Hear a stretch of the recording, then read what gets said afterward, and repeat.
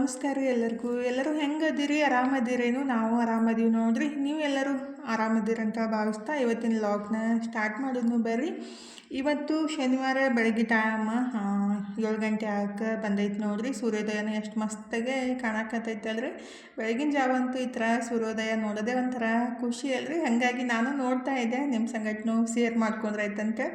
ಇವತ್ತು ಸೂರ್ಯೋದಯನ ಆಗೋದು ನಾನು ಸ್ವಲ್ಪ ವಿಡಿಯೋ ಮಾಡ್ಕೊಂಡಿದ್ರಿ. ನಿಮಗೂ ಇಷ್ಟ ಆಗ್ಬೋದು ಅಂತೇಳಿ. ಹೆಂಗೆ ಅನಿಸ್ತು ಅಂತೇಳಿ ಕಮೆಂಟ್ ಬಾಕ್ಸ್ ಒಳಗೆ ಹೇಳೋದು ಮರ್ಯಾಕೆ ಹೋಗಬೇಡ್ರಿ. ಮತ್ತು ಇಷ್ಟ ಆಗಿದ್ರೆ ನಮ್ಮ ವ್ಲಾಗ್ ಲೈಕ್ ಮಾಡಿ, ಶೇರ್ ಮಾಡಿ, ಸಬ್ಸ್ಕ್ರೈಬ್ ಮಾಡ್ಕೊಂಡು ಸಪೋರ್ಟ್ ಮಾಡಿರಿ. ಈಗ ರೀ ಟೈಮ್ 8:30 ಆಗಕ್ಕೆ ಬಂದೈತೆ ನೋಡ್ರಿ. ನಾನು ನಾಷ್ಟಕ್ಕೆ ರೆಡಿ ಮಾಡಾಕಂತೀನಿ. ಇವತ್ತು ನಾಷ್ಟದ ಕೆಲಸ ಏನೂ ಇದ್ದಿತ್ತಿಲ್ಲ ರೀ. ಬರೀ ತಾಲಿಪಟ್ಟಿ ಹಿಟ್ಟಿತ್ತಲ್ಲ, ನಿನ್ನೆ ಮಾಡಿದ್ದಿಲ್ಲ ರೀ. ಅಂದರೆ ಕಲಿಸಿಟ್ಟಿದ್ದೆ, ಹಾಗಾಗಿ ಮಾಡೋಕ್ಕಾಗಿತ್ತಿಲ್ಲ. ಅದನ್ನೇ ಫ್ರಿಜ್ ಒಳಗೆ ಹಾಗೆ ಎತ್ತಿಟ್ಬಿಟ್ಟಿದ್ದೆ. ನಾಳೆ ಬೆಳಗ್ಗೆ ನಾಷ್ಟಕ್ಕೆ ಮಾಡಿಕೊಟ್ರಾಯ್ತು. ಅಂದರೆ ನಿನ್ನೆ ಮಾಡಿದ್ದ ಮೆಂತ್ಯ ಪಲಾವನು ಹಾಗೆ ಐತ್ರಿ. ಜಾಸ್ತಿ ಮಾಡಿದ್ವಿ ಮತ್ತು ಲೇಟಾಗಿ ಊಟ ಮಾಡಿದ್ವಿಲ್ಲ. ರಾತ್ರಿ ಯಾರೂ ಊಟ ಮಾಡೋಕ್ಕೆ ಹೋಗಲಿಲ್ಲ. ಅದಕ್ಕಾಗಿ ಹಾಗೆ ಇತ್ತು. ಅದಕ್ಕೆ ತಾಲಿಪಟ್ಟಿ ಮತ್ತು ಬೇಕಂದ್ರೆ ಮೆಂತ್ಯ ಪಲಾವನ್ನ ಬಿಸಿ ಮಾಡಿ ಕೊಟ್ರಾಯ್ತಂತೇಳಿ ತಾಲಿಪಟ್ಟಿ ಈ ಕಡೆ ಹಾಕಾಕತ್ತಿದ್ದೆ ರೀ. ನಮ್ಮ ಮನೆ ಎದುರಿನ ಹುಡುಗಿನೂ ಬಂದಿದ್ಲು. ಅಂದರೆ ಬೆಳಗ್ಗೆ ಎದ್ದ ಕೂಡಲೇ ಕೆಲವೊಂದು ಸಲ ಬರ್ತಾರೆ, ಅವ್ರ ಮಮ್ಮಿ ಬ್ಯಾಡ ಅಂತಾರೆ. ಆದ್ರೂ ಬಂದಿರ್ತಾಳು. ಅಂದರೆ ನಮಗೂ ಈಗ ಅವ್ರ ಮಮ್ಮಿ ಬ್ಯಾಡ ಅಂತಂದರೆ ಕರ್ಕೊಳಕ್ಕೂ ಒಂಥರ ಅನ್ನಿಸ್ತಿರ್ತೈತಿ. ಅಂದರೆ ಪಾಪ ಅವ್ರಿಗೂ ಎಲ್ಲಿ ಹೋಗ್ತಾ ಅಂತ ಆ ಥರ ಅನ್ನಿಸ್ತಿರ್ತೈತಲ್ರಿ. ಹಾಗಾಗಿ ಕೆಲವೊಂದು ಸಲ ಬಂದಿರ್ತಾವೆ. ನಾವೇನು ಜಾಸ್ತಿ ಕಾಳಜಿ ಮಾಡ್ತೀವಿ, ಅವ್ರಿಗೆ ಹಂಗೆ ಅನ್ನಿಸ್ತಿರ್ತೈತಿ ಮತ್ತೆ ಎಲ್ಲರಿಗೆ ಹೋದರೆ ಹೆಂಗೆ ಅಂತೇಳಿ. ನಾವೆಲ್ಲ ಪ್ರೀತಿ ತೋರಿಸೋದು, ಕಾಳಜಿ ಮಾಡೋದ್ರೂ ಅವ್ರ ತಾಯಿಗೆ ಟೆನ್ಷನ್ ಇರೋದಲ್ರಿ. ಹಾಗಾಗಿ ಏನಾರ ಸ್ವಲ್ಪ ತಿನ್ನಿಸ್ಬಿಟ್ಟು ಹೋಗಮ್ಮ ಅಂತ ಒಂದು ಸಲ ಕಳಿಸಿರ್ತೀನಿ. ಹೋಗಕ್ಕೆ ಒಲ್ಲೆ ಅಂತಿರ್ತಾಳೆ, ಇಲ್ಲೇ ಇರೋಕೆ ಇಷ್ಟಪಡ್ತಿರ್ತಾಳು. ಅಂದರೆ ಸಣ್ಣ ಮಕ್ಳು ಹಂಗಾರಿ. ನನ್ನ ಮಕ್ಕಳು ಅಷ್ಟೇ. ನಾನು ಬಾಜುದವ್ರ ಮನೆಗೆ ಅಂದರೆ ಅಷ್ಟು ನಮ್ಮ ಹತ್ರ ಸ್ವಲ್ಪ ಸರಿ ಇದ್ದಿತ್ತಿಲ್ಲ. ಅವರು ಬ್ಯಾಡ ಅಂತಂದ್ರೂ ಅವ್ರ ಮನೆಗೆ ಎಲ್ಲಿ ಹೋಗ್ತಾನೆ ಇರ್ತಿದ್ಲು ಮುಖ ತಗೊಳಾರನ್ನೇ. ಹಂಗೆ ಅಲ್ರಿ ಸಣ್ಣ ಮಕ್ಕಳು, ಅವ್ರಿಗೆ ಎಲ್ಲಿ ಇಷ್ಟ ಬರುತ್ತಲ್ಲ, ಎಲ್ಲಿ ಸ್ವಲ್ಪ ಜಾಸ್ತಿ ಕಾಳಜಿ ತೋರಿಸ್ತಾರಲ್ಲ ಅಲ್ಲಿಗೆ ಹೋಗ್ತಾ ಇರ್ತಾರೆ. ನಾಷ್ಟ ಎಲ್ಲ ಮುಗಿಸ್ಬಿಟ್ಟು ನಾನು ಇವತ್ತು ಸ್ವಲ್ಪ ಕೆಲಸನ ಸ್ಟಾರ್ಟ್ ಮಾಡಿದ್ದೀನಿ ನೋಡಿರಿ. ಅಂದರೆ ಅದು ಮೊನ್ನೆ ಆನ್ಲೈನ್ ಒಳಗೆ ಡ್ರೆಸ್ ತರಿಸಿದ್ದೆ ಅಲ್ರಿ. ಹಬ್ಬದ ದಿವಸ ಹಾಕ್ಕೊಂಡಿದ್ದೆ, ಭಾಳ ದೊಡ್ಡದಂತ ಅನ್ಸಾಕತ್ತಿತ್ತು. ಹಾಗಾಗಿ ಫಿಟ್ಟಿಂಗ್ ಮಾಡಿದ್ರೂ ಅದು ಸರಿ ಅನ್ನಿಸ್ಲಿಲ್ಲ. ಅದಕ್ಕಾಗಿ ಹಳೆ ಡ್ರೆಸ್ ಇಟ್ಬಿಟ್ಟು ಸ್ವಲ್ಪ ಕಟ್ ಮಾಡಿಬಿಟ್ಟು ಹೊಲಿದ್ರೆ ಆಯಿತು, ಮತ್ತು ಸರಿ ಹೋಗುತ್ತೆ ರೀ. ಹಾಗಾಗಿ ಅದನ್ನೇ ಕೆಲಸ ಸ್ಟಾರ್ಟ್ ಮಾಡಿದ್ದೀನಿ. ಅಂದರೆ ಏನಾದರೂ ಕೆಲಸ ಇರಲಿಕ್ಕಂದ್ರೆ ಈ ಥರ ಏನಾದರೂ ಒಂದು ಕೆಲಸ ಮಾಡಿಬಿಟ್ರೆ ಟೈಮ್ನೂ ಹೋಗುತ್ತೆ ಮತ್ತು ನಮ್ಮ ಕೆಲಸನೂ ಮುಗಿಯುತ್ತಲ್ರಿ. ಹಾಗಾಗಿ ಇವಾಗ ಟೈಮ್ 10 ಗಂಟೆ ಆಗಿತ್ತು. ಫಸ್ಟಿಗೆ ಇದನ್ನ ಮುಗಿಸ್ಬಿಡ್ತಾನೆ, ಆಮೇಲೆ ಬೇರೆ ಕೆಲಸ ಮಾಡ್ರೆ ಆಯ್ತಂತ ಅದನ್ನೇ ಕಟ್ ಮಾಡ್ಕೊತ ಕುಂತಿದ್ದೀನಿ ನೋಡಿರಿ. ಅಂದರೆ ಯಾವುದೇ ನಮ್ಗೆ ಹೊಸ ಡ್ರೆಸ್ ತರಿಸ್ದಾಗ ಈ ಥರ ಆಗ್ತಿರ್ತೈತ್ರಿ. ಅಂದರೆ ಸ್ವಲ್ಪ ನಾನು ದೊಡ್ಡ ಸೈಜನ್ನು ತರಿಸಿರ್ತೀನಿ. ಅಂದರೆ ಸಣ್ಣದಿದ್ದು ಬಿಟ್ರೆ ವೇಸ್ಟ್ ಆಗ್ಬಿಡುತ್ತೆ. ದೊಡ್ಡದಾದ್ರೆ ನಾವೇ ಅದನ್ನ ಫಿಟ್ಟಿಂಗ್ ಮಾಡಿಬಿಟ್ಟು ಇಲ್ಲ ಕಟ್ ಮಾಡಿ ಹೊಲಿದು ಯೂಸ್ ಮಾಡ್ಬೋದು. ಹಾಗಾಗಿ ಒಂದು ಸಲ ಏನಾಗುತ್ತಲ್ಲ, ಎಕ್ಸೆಲ್ ತರಿಸ್ಬಿಟ್ರೆ ಅಂದರೆ ಡಬಲ್ ಎಕ್ಸೆಲ್ ತರಿಸ್ಬಿಟ್ರೆ ಅದು ಪ್ಯಾಂಟ್ ಸಣ್ಣದಾಗಿ ಬಂದುಬಿಟ್ಟಿರ್ತೈತಿ. ಕೆಲವೊಂದು ಸಲ ಸರಿ ಕರೆಕ್ಟ್ ಇರುತ್ತೆ. ಹಾಗಾಗಿ ಆನ್ಲೈನ್ಗೆ ಏನು ತರಿಸ್ತೀವಲ್ರಿ ಸ್ವಲ್ಪ ಟೆನ್ಷನ್ ಅಂತ ಅನ್ನಿಸ್ತಾ ಇರ್ತೈತಿ. ಅಂದರೆ ಪರವಾಗಿಲ್ಲ, ಇಲ್ಲೇ ಮನ್ಯಾಗ ಕುಂತು ತರಿಸ್ಬೋದು ಅಂತೇಳಿ ಆ ಥರ ಮಾಡ್ತಿರ್ತೀವಿ. ಕೆಲವೊಂದು ದೊಡ್ಡ ಬರ್ತಾವೆ, ಕೆಲವೊಂದು ಸಣ್ಣ ಬರ್ತಾವೆ. ಹಾಗಾಗಿ ನಾ ದೊಡ್ಡದಿದ್ರೆ ಏನಾದರೂ ಮಾಡ್ಬೋದು, ಸಣ್ಣ ಆಗ್ಬಿಟ್ರೆ ಏನೂ ಮಾಡೋಕ್ಕಾಗಂಗಿಲ್ಲಲ್ರಿ. ಹಾಗಾಗಿ ದೊಡ್ಡದನ್ನ ತಂದಿರ್ತೀನಿ. ಅದನ್ನೇ ಸ್ವಲ್ಪ ಕಟ್ ಮಾಡಿಬಿಟ್ಟು ನಮ್ಗೆ ಎಷ್ಟು ಸೈಜ್ ಬೇಕಲ್ಲ ಆ ಥರ ಪೆನ್ಸಿಲ್ಲೇ ಮಾರ್ಕ್ ಮಾಡಿ ಹೊಲಿದ್ರೆ ಐತ್ರಿ, ಕರೆಕ್ಟಾಗೆ ಬರ್ತೈತಿ. ನಾನು ಇದೇ ಥರ ಮಾಡೋದು. ಈಗಿದ್ರೆ ಅದೇ ಕೆಲಸ ಸ್ಟಾರ್ಟ್ ಮಾಡಿದ್ದೀನಿ ನೋಡಿರಿ. ನನ್ನ ಮಗನಿಗಂತೂ ಬರೀ ಮನ್ಕೋದೇ ಕೆಲಸ. ಮನ್ಯಾಗ ಇದ್ಬಿಟ್ರೆ ಕಾಲೇಜ್ ಇರ್ಲಿಕ್ಕಂದ್ರೆ ಇವತ್ತು ಸೂಟಿ ಐತಲ್ರಿ ರಂಜಾನ. ಹಾಗಾಗಿ ಮನ್ಕೋದೇ ಕೆಲಸ. ಜಳಕ ಮಾಡಪ್ಪ ಅಂಥೇಳಿ ಸಾಕಾಯಿತು. ಬರೀ ಜಳಕ ಮಾಡೋದಂತೆ ಮಾಡ್ತಿರಲ್ಲ ಮಮ್ಮಿ, ಬೇರೆ ಕೆಲಸನೇ ಹೇಳಂಗಿಲ್ಲ ನೀವು ಅಂತ ಅನ್ನಕತ್ತಿದ್ದಾರೆ. ಅಂದರೆ ಮನ್ಯಾಗ ನಮ್ದೇನು ಕೆಲಸ ಇರುತ್ತೆ, ಜಳಕ ಮಾಡೋದು, ಅಭ್ಯಾಸ ಮಾಡೋದು, ನೀಟಾಗಿರೋದು ಅಂತ ಹೇಳಿದ್ರು ಮಕ್ಕಳಿಗೆ ಜಳಕ ಮಾಡೋದು ಒಂದು ದೊಡ್ಡ ಸಾಧನೆ ಬಿಟ್ಟಿರ್ತೈತಿ. ನಾನು ಅದನ್ನ ಈ ಥರ ಎಲ್ಲ ಫಿಟ್ಟಿಂಗ್ ಮಾಡಿದೆ ನೋಡಿರಿ. ಎಷ್ಟು ಮಸ್ತ್ ಕಾಣಕತ್ತೈತೆ ಅಂದರೆ ಅದೇ ಥರ ಒಳಗಡೆ ಬರೀ ನಾವು ಹಿಡಿದು ಬಿಟ್ಟಿವಿ ಅಂದರೆ ಅದು ಸ್ವಲ್ಪ ಅಷ್ಟು ಸರಿಯಾಗಿ ಕೂಡಂಗಿಲ್ಲ. ಕಟ್ ಮಾಡಿ ನೀಟಾಗಿ ಹೊಲಿದ್ಬಿಟ್ರೆ ಮತ್ತು ಸೈಡಿಗೂ ಸ್ವಲ್ಪ ದೊಡ್ಡದಾಗಿ ಬಿಟ್ಟಿದ್ರಿ. ಅಂದರೆ ಮೈಯಾಗ ದೊಡ್ಡದಾಗಂದಾಗ ಸೈಡ್ ಕಟ್ನು ದೊಡ್ಡದಂತ ಅನ್ನಿಸ್ತಿರ್ತೈತಿ ಆ ಥರ. ಅದಕ್ಕೆ ಕಟ್ ಮಾಡಿ ಹೊಲಿದು ಇವು ನೋಡಿದೆ ರೀ, ಕರೆಕ್ಟಾಗಿತ್ತು. ನನ್ನ ಮಗಳು ರೆಡಿ ಆಗಿಬಿಟ್ಟು ಅವ್ರ ಫ್ರೆಂಡ್ ಮನೆಗೆ ಹೊಂಟ ನೋಡಿರಿ. ರಂಜಾನ್ ಹಬ್ಬ ಐತಲ್ಲ, ಹಾಗಾಗಿ ಬಾ ಅಂತ ಅಂದಿದ್ರಂತ. ಮತ್ತು ಮೆಸೇಜು ಮಾಡಿದ್ರು ಬೆಳಗ್ಗೆನೆ.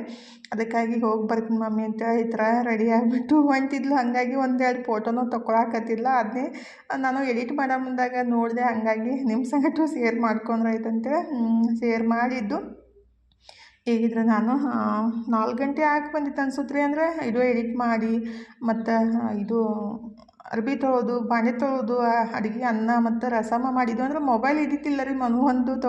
ತನು ಒಂದು ತೊಗೊಂಡು ಹೋಗಿದ್ರೆ ಅದಕ್ಕಾಗಿ ಸುಮ್ಮನೆ ಏನು ಕೆಲಸ ಮಾಡೋದಂತ ಎಲ್ಲ ನೀಟಾಗಿ ಎಲ್ಲ ಕೆಲಸ ಮುಗಿಸಿ ಅಡುಗೆ ಮುಗಿಸಿ ಮನು ಬಂದರೆ ಅಷ್ಟೊತ್ತಿಗೆ ತನು ಅಂತೂ ಅವ್ರ ಫ್ರೆಂಡ್ ಮನೆಗೆ ಹೋಗಿದ್ಲಲ್ಲ, ಲೇಟಾಗಿನೇ ಬರ್ತಾಳೆ ರಂಜಾನ್ ಹಬ್ಬಕ್ಕಂತ ನಾನು ನಾನು ಊಟ ಎಲ್ಲ ಮುಗಿಸ್ಬಿಟ್ಟು ನನ್ನ ಮಗನ ಕೆಲಸ ಏನು ಸ್ಟಾರ್ಟ್ ಆಗೈತೆ ನೋಡ್ರಿ. ಇನ್ನು 3 ಹೊತ್ತು ಅದ್ರದ್ದು ಧ್ಯಾನ ಮಾಡೋದು ಅಂದ್ರೆ ಅದ್ರದ್ದು ಉಸಾಬರಿ ಮಾಡೋದು ಅಂದ್ರೆ ನಾಯಿ ಮರಿ ಹಾಕಾಕತ್ತೈತ್ರಿ. ಹಾಗಾಗಿ ಅದಕ್ಕೆಲ್ಲ ವ್ಯವಸ್ಥೆನ ಮಾಡಾಕಂತಾನು ಅಂದರೆ ಅದು ಆ ಕಡೆ ಕಂಟಿ ಒಳಗೆ ಮರಿ ಹಾಕಾಕತ್ತೈತಿ.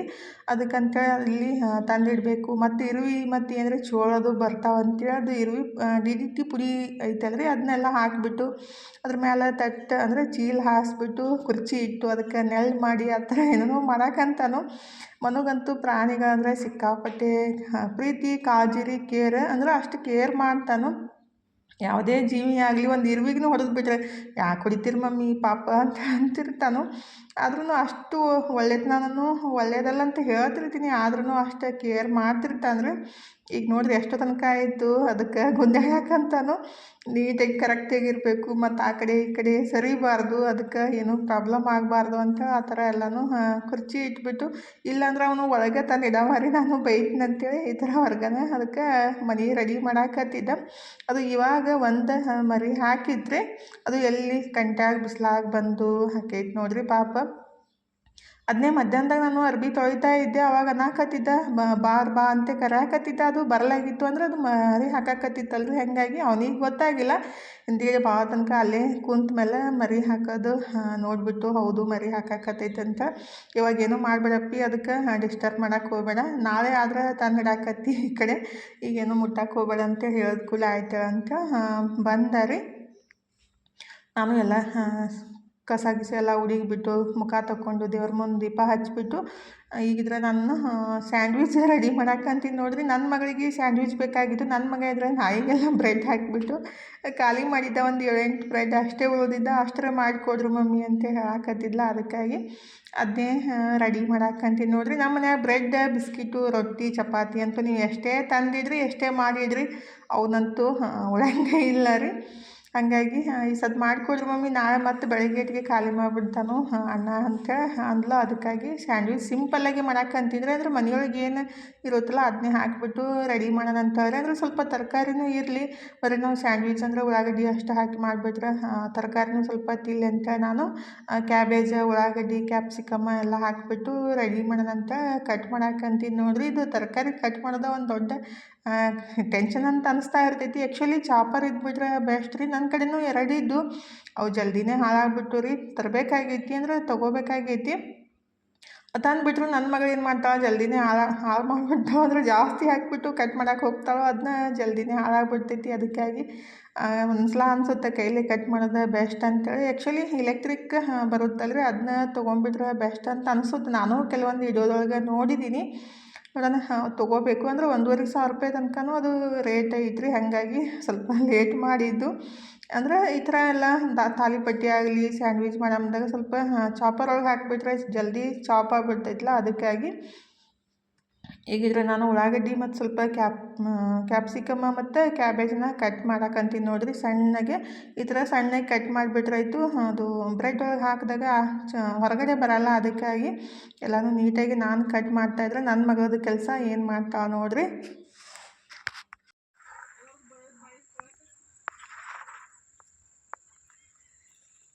ಒಂದೇ ಕಾಣದಿದ್ಲ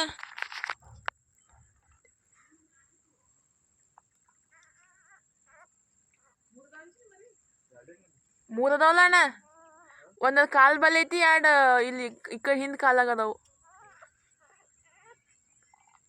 ತನುದ್ರ ನಾಯಿ ಮರಿ ಹಾಕಿದ್ದು ನೋಡಿತ್ತಿಲ್ಲ ರೀ. ಹಾಗಾಗಿ ಹೋಗಿ ನೋಡ್ಕೊಂಡು ಬಂದ್ಮೇಲೆ ಸಮಾಧಾನ ಆಯಿತು. ಅಂದ್ರೆ 3 ಮರಿ ಹಾಕೈತಿ. ನಾಳೆ ಅದನ್ನ ಸರಿಯಾಗಿ ನೋಡ್ಬೋದು ರೀ. ಇವಾಗ ಫುಲ್ ಕತ್ಲಿ ಇತ್ತಲ್ಲ, ಹಾಗಾಗಿ ಸ್ವಲ್ಪ ಬ್ಯಾಟ್ರಿ ಹಿಡಿದು ನೋಡಿ ಬಂದ್ಲು. ಮಮ್ಮಿ 3 ಮರಿ ಹಾಕೈತಿ ನೋಡು ಅಂತ ಹೇಳಾಕತ್ತಿದ್ಲು. ಅಂದ್ರೆ ಅವು ಸೌಂಡ್ ಮಾಡ್ತಾ ಇರ್ತಾವೆ ರೀ. 4-5 ದಿವಸ ಬೇಕನ್ಸುತ್ತೆ ಅವು ಕಣ್ಣು ಬಿಡೋ ಮಟ್ಟ ಫುಲ್ ಕುಯ್ ಕುಯ್ ಕುಯ್ ಅಂತ ಸೌಂಡ್ ಮಾಡ್ತಾನೆ ಇರ್ತಾವೆ.